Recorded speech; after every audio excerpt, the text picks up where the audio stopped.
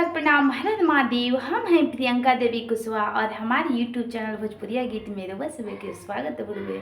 तो रउआ सभे के बीच में फिर से एगो हम शिव चर्चा गीत बहुत प्यारा सा भजन लेके आ गए बनी, जे कि हमारे गीत के पूरा जरूर सुनब जा और वीडियो के लाइक शेयर जरूर करब जा। अभी तक ले हमारे चैनल पर नया बन जा, चैनल के सब्सक्राइब नहीं कीजिए कैले तो चैनल के भी सब्सक्राइब कर ले जा। कमेंट बॉक्स में लिख के भेजब जा कि हमारे भजन कैसन लागल।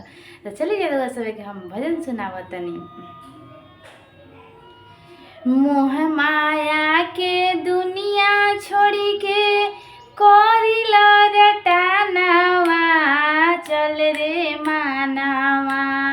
हाँ हाँ चल रे मानवा, कर ले गुरु के हो भजनवा।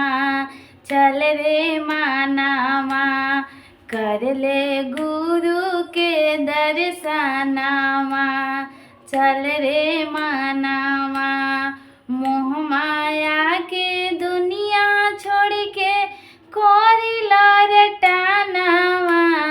चल रे मानवा, हाँ हाँ चल रे मानवा, कर ले गुरु के हो भजनवा।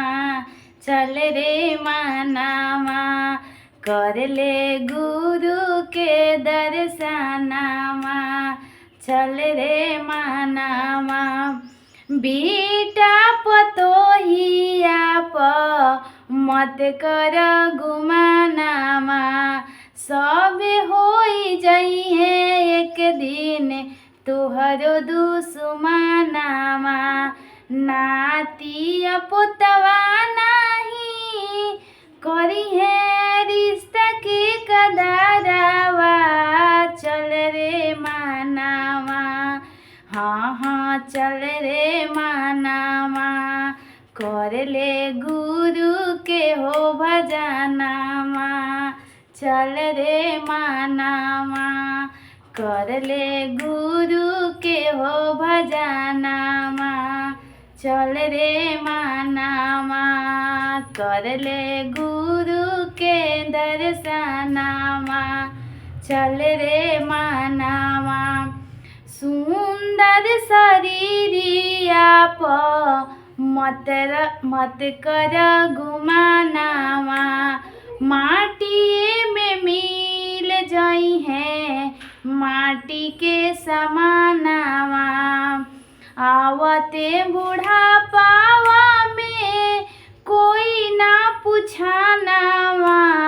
चल रे मानवा, हाँ हाँ चल रे मानवा, कर ले गुरु के हो भजनवा।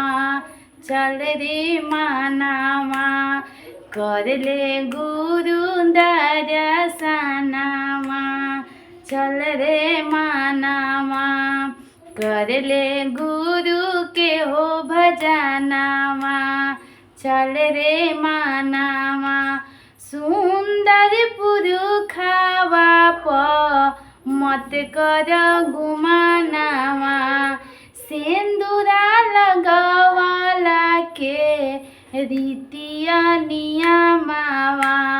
पतियो न रहिए तुहरो आंजर पंजरवा। चल रे मानवा, हाँ हाँ चल रे मानवा, कर ले गुरु के हो भजनवा। चल रे मानवा, कर ले गुरु दर्शनवा।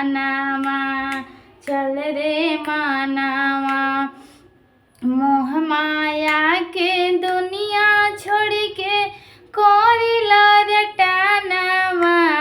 चल रे मानवा, हाँ हाँ चल रे मानवा, कर ले गुरु के हो भजनवा।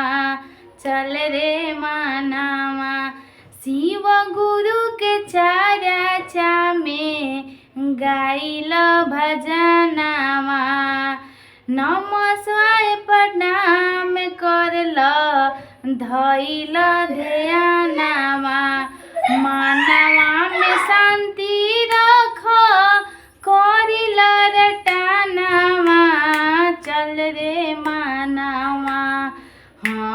चल रे मानावा करले गुरु के हो भजनावा चल रे मानावा करले गुरु दर्शनावा चल रे मानावा।